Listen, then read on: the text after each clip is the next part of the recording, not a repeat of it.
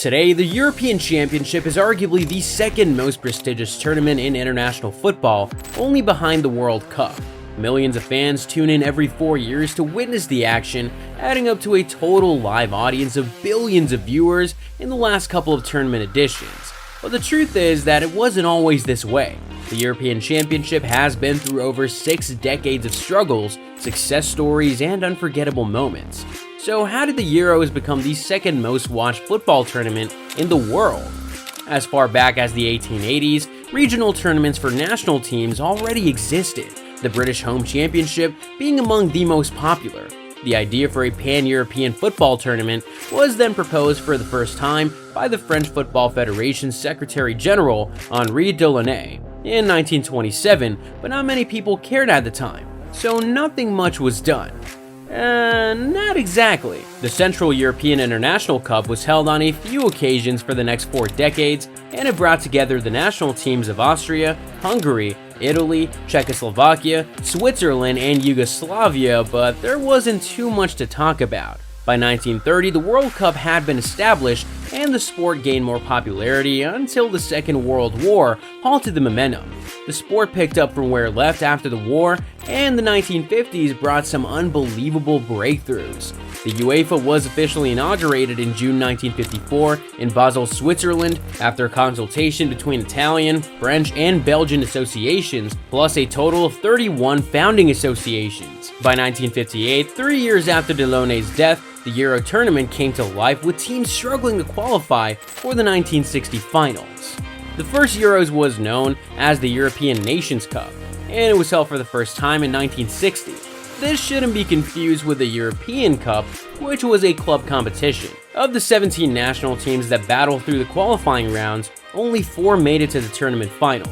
The final tournament phase consisted of the semi-finals, the third place match, and the final. France hosted the tournament but ended up in 4th place. The Soviet Union won the title, beating Yugoslavia in the final with the legendary goalkeeper Lev Yashin between the sticks. Meanwhile, Czechoslovakia finished 3rd after beating the hosts. The 1976 European Championship was the last to feature only 4 teams and the first to be decided on a penalty shootout. West Germany and Czechoslovakia were deadlocked after 120 minutes. So we went to a shootout. After Uli Hoeneß fired a shot over the bar, Antonin Panenka stepped up moments after, and the rest is history. The Panenka penalty was born. Panenka had been practicing the spot kick in training for a while, so it's not like it was a sudden inspiration, but man, that was bold. Although more and more teams participated in the qualifying rounds between 1960 and 1980, only 4 teams made it to the final.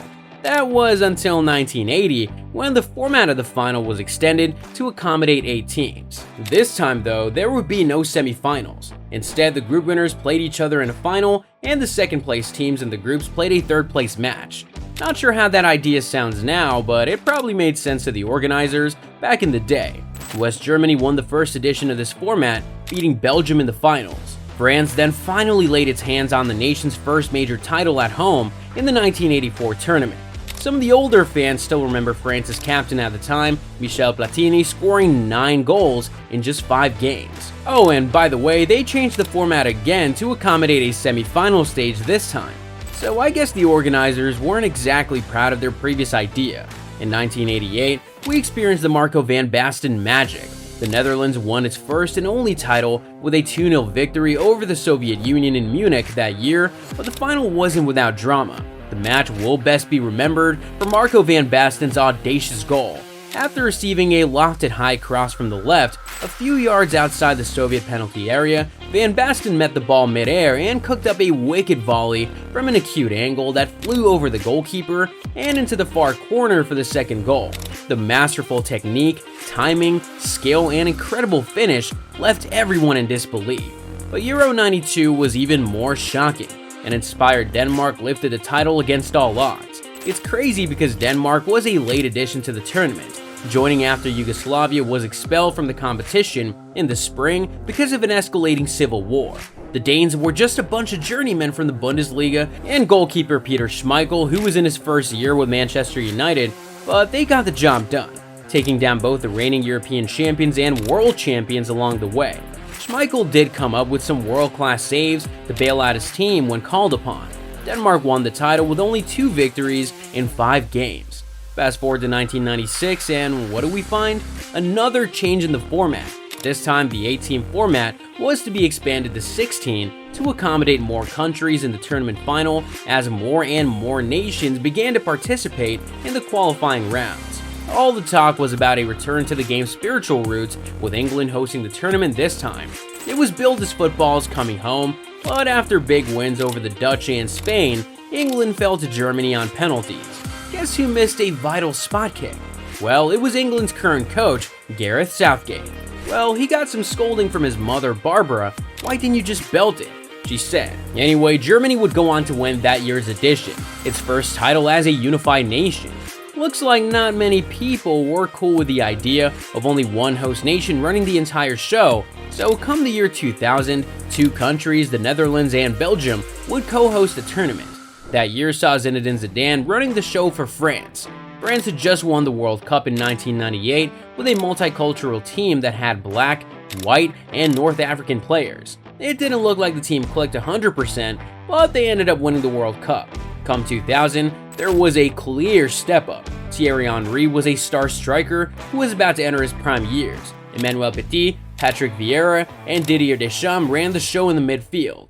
And Zidane did literally everything else. Zizou scored a golden goal penalty against Portugal in the semi-finals in a match where his creativity was unparalleled. France trailed Italy in the final, but found a way to win with Sylvain Wiltord's late equalizer and David Trezeguet's fine volley in the 103rd minute. In 2004, the unbelievable happened. Greece, a nation with a limited footballing repertoire, somehow managed to win the title against all odds. They've been given 150-to-1 odds of winning, being the second least likely team to have any success after Latvia. But somehow they ended up beating title holders France, then the Czech Republic, and then Portugal twice. What in the world? In 2004, it was King Otto and his underdogs. Greece's title triumph was perhaps one of the biggest upsets in the tournament's history. Before the tournament, Greece had never won a single game at a major tournament. But with the discipline and strong work ethic instilled by their manager, the Greeks became a nightmare to place against. Their style might have been unattractive, but they got the job done, relying on set pieces and winning the semi-final and final with headers from corner kicks. Anyway, back to the timeline, multiple countries began to co-host the tournament. Austria and Switzerland in 2008, Poland and Ukraine in 2012, Spain won both tournaments in sensational fashion as they dominated most teams and ended a 44-year disappointment on the international stage. In 2016, the Euros was then expanded again to accommodate 24 teams in the final. And this time, the football gods would smile on Portugal's Cristiano Ronaldo as they lifted the title for the first time. After carrying his team for most of the tournament, Cristiano got injured in the final, but that didn't stop him from participating actively because he joined coach Fernando Santos in the dugout and literally transformed into a coach, as Portugal got a hard-fought 1-0 victory over France in the final. It was the perfect fairy tale ending for a team that suffered so many heartbreaks. At 19, we saw CR7 cry uncontrollably when Greece ruined Portugal's party in the final. In 2021, Ronaldo was an unused penalty taker in a semi-final loss to Spain. Getting that elusive international title meant everything to Cristiano, who was the best player in the world at the time. Cristiano still holds the record for the most goals scored in final tournaments at 14. The last edition of the tournament was scheduled for the year 2020, but ended up being postponed to 2021 after the pandemic threw a spanner in the works. There were 11 host nations this time, with matches being played all over the continent. And here we are now in 2024, anticipating another mouth-watering tournament final. If it came down to putting your money on a country to win the title this year, which nation would you go for? At the moment, Germany and Spain remain the 2 most successful nations in the tournament's history with 3 titles each. Germany has reached more finals though, but Spain is the only nation to successfully defend its title, having done so in 2012. Italy and France have 2 titles, and a few other nations have won the tournament once. Unfortunately for English fans, their country is yet to ever get over the hump. They came so close the last time, but just couldn't get the job done. Let's see what Gareth Southgate's team can cook this time.